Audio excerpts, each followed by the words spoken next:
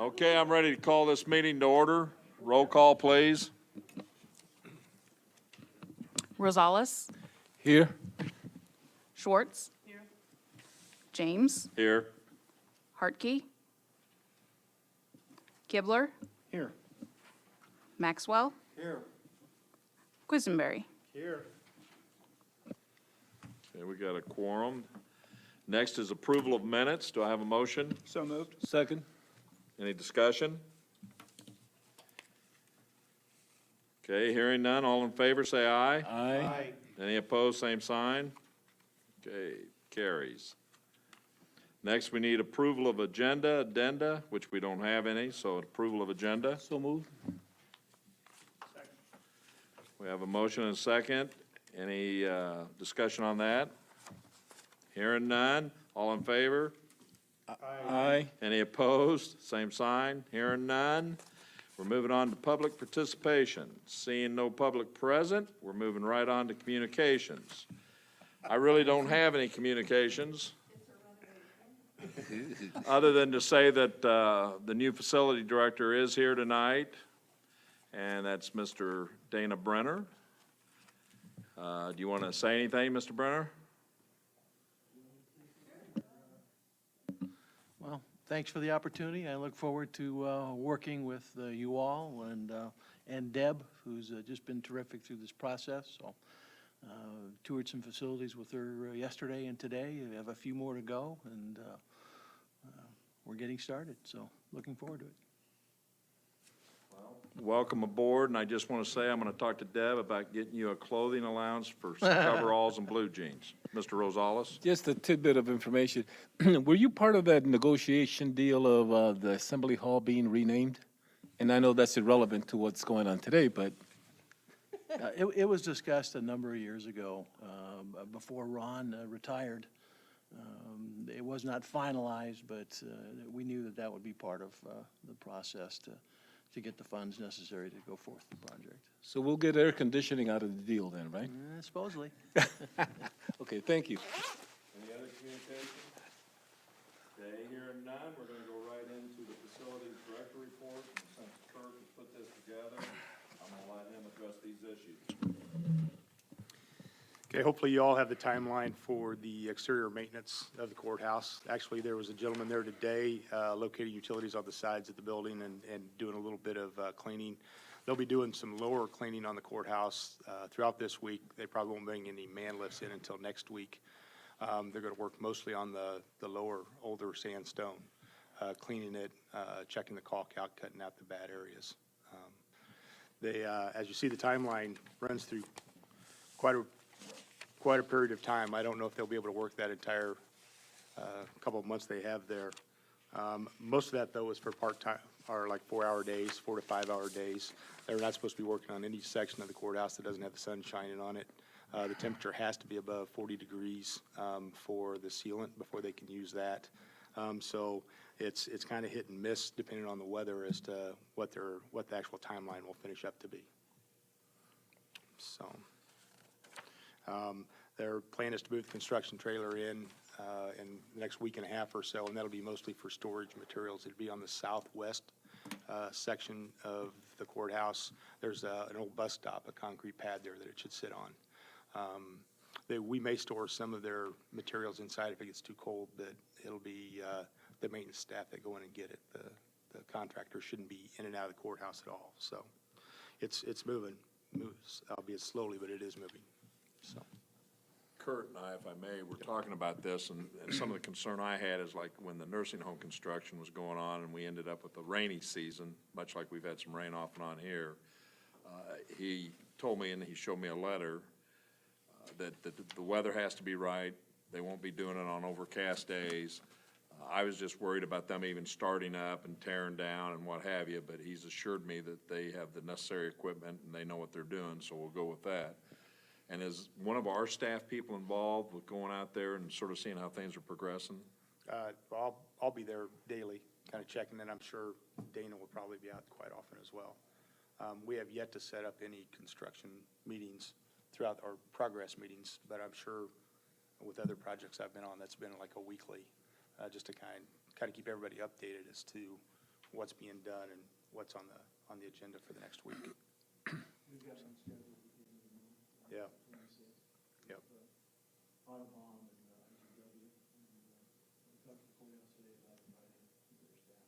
Okay. Yep. One quick note, Mr. Brenner, whenever you talk, you gotta hit your, yeah, because they gotta record it. You'll get used to it. Some in this room don't do it, and I tell Jay all the time. Any other questions? Mr. Rosales? Is that an expandable sealant that we're putting on the courthouse? Yeah, it expands and contracts. It actually helps a little bit with the expansion and contraction of the brick. Okay. And does that depend on the weathering as to? The only thing that they really need to be considered or be concerned with is with the weather is when they put it on, so that there isn't any moisture in the crack or in the areas. There shouldn't be any moisture or frost or anything. But once it's sealed and it's set, and actually the sealant that they're using is made to penetrate about 1/8 of an inch to 1/4 of an inch into the stone. So it seals very effectively once it's set, but you have to make sure that it's not moist. And that's one of the things they'll have to do when they cut that sealant out, is they'll have to grind a little bit of the stone off to make sure they get rid of the old sealant that's there so that they get a good seal. So we talked about that with the manager, the construction manager, and just to make sure that all of his guys knew that they needed to grind that back. Plus, when they get around the windows, they know to overlap 1/8 of an inch so that they get a good seal on the metal, and not just the caulk that was there. It's not the same material that we used once before, right? They weren't sure, he wasn't sure which one it was. There's two different brands out there. One is the basic MP, and then the other has a mixture of silicone, which is a newer product. Right. And that's what he thought that they were using, and that's what I think they're using, but he hadn't acquired the material yet, so I can't answer that at this point. Okay, well, thank you. Gary? As I recall, we do have a certain amount of construction engineering set up with IGW. Whatever it is, how often do you think we'll have those folks on site? I can't answer that. I would assume anytime we want them to. In the past, when there's been projects and we've had construction meetings, it's usually included everybody. So I would assume that, they'll be there when we have the meetings, but matter of fact, we'll probably have the meetings at their location. Yeah, there won't be a whole lot through this process of spray washing the exterior and putting on the sealant, but as we start to get into mortar joints and joints, they will be there, but that is, I believe, I've not looked at the contract directly yet, but I would hope that that was in their contract as part of their services that they provide. Any other questions?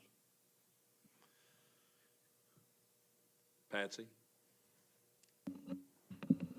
Yes, I have several. Doing my homework so I can understand this process raises several concerns which have been somewhat touched on, but I don't hear any guarantees about the schedule, the pressure washing, and how much time is there going to be between the pressure washing and when they're going to start doing the caulking, because it isn't hot. It's going to take a while for that brick to dry out, and the key ingredient for this project to not be redone in 5 years is moisture. And I can't imagine this crew up there with a hand dryer making certain it's dry so that sealant's going to stick. So how are we going to be assured that indeed they're not going to be pushing this along and doing it when there is any chance of any moisture up there, which is going to be hard. I mean, I look at this schedule of doing this through December, and we know what our weather is like starting now to that time. It's going to be even 4 hours a day. It's not going to dry out that much. It's my understanding that once they start washing, they will have a day's worth of washing before they even start inspecting the caulk, before they even start to cut into it. So the washing will move all the way around before they start. How are we going to guarantee? I'll be up there checking occasionally. I won't be there all the entire time, but that's what they do for a living, so. You don't want me to answer that question after we're having to do this after 5 years.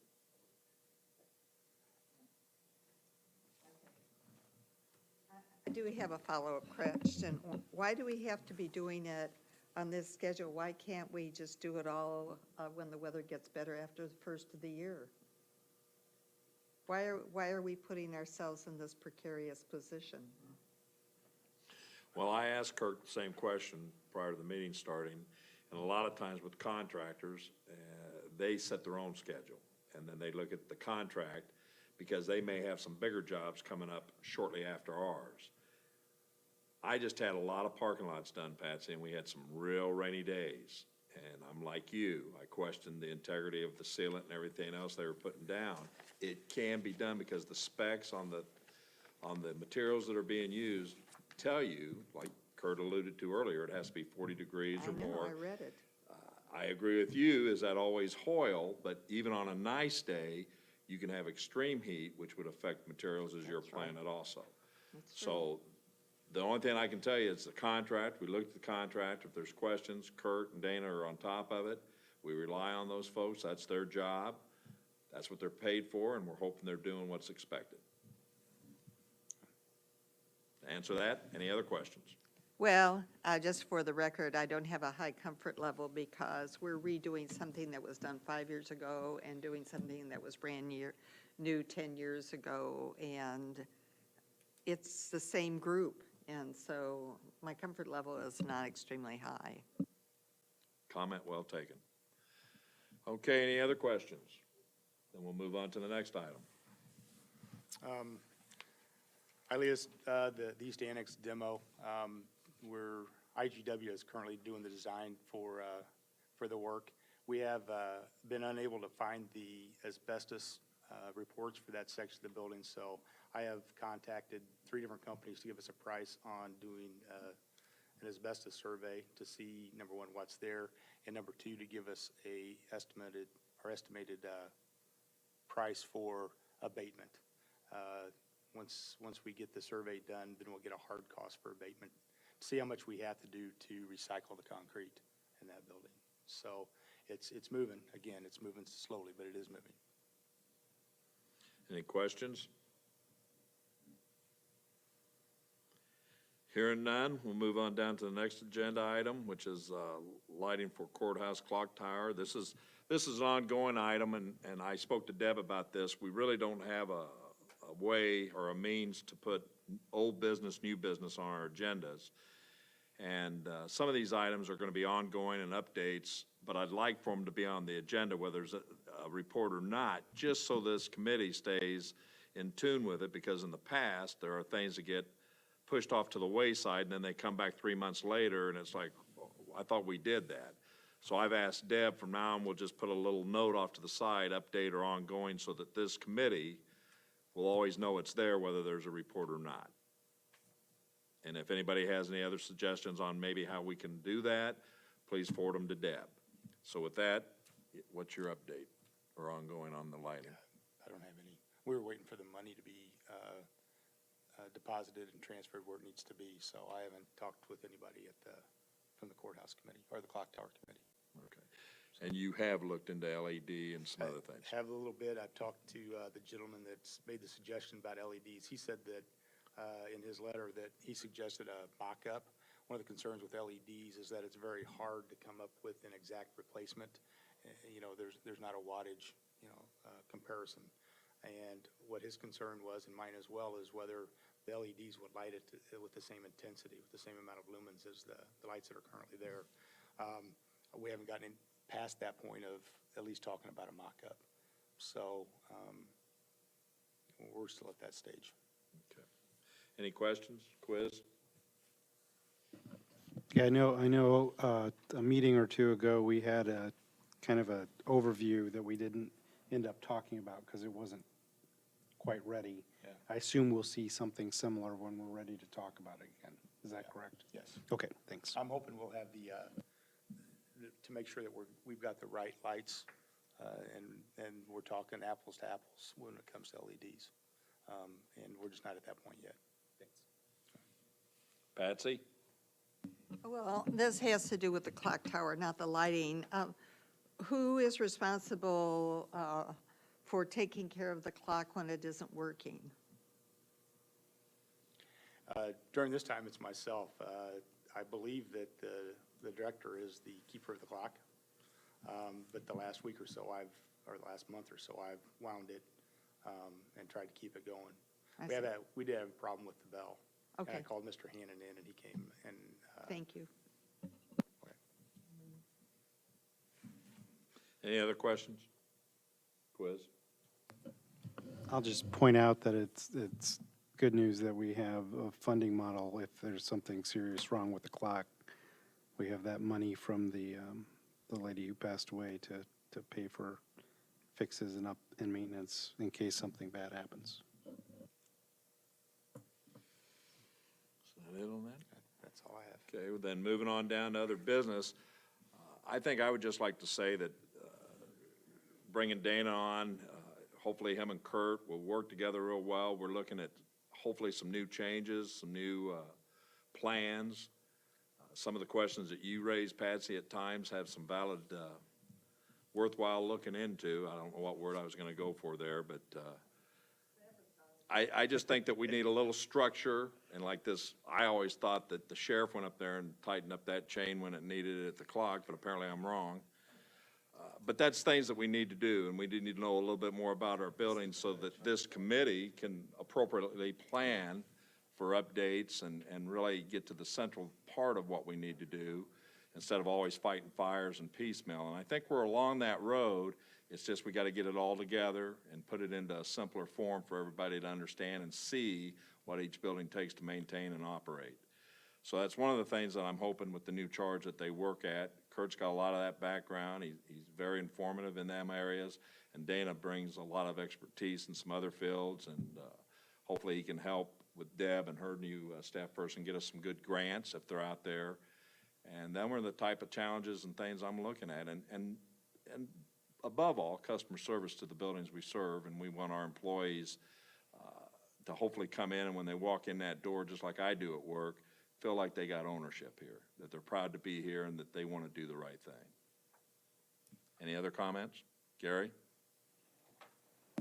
You mentioned grants. Are we at the point where it might be appropriate to ask some of these folks to come back and talk to us again about the possibility of grants? And I'm thinking about, was it DCEO,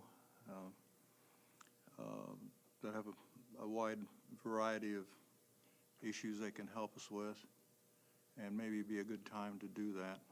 Thank you.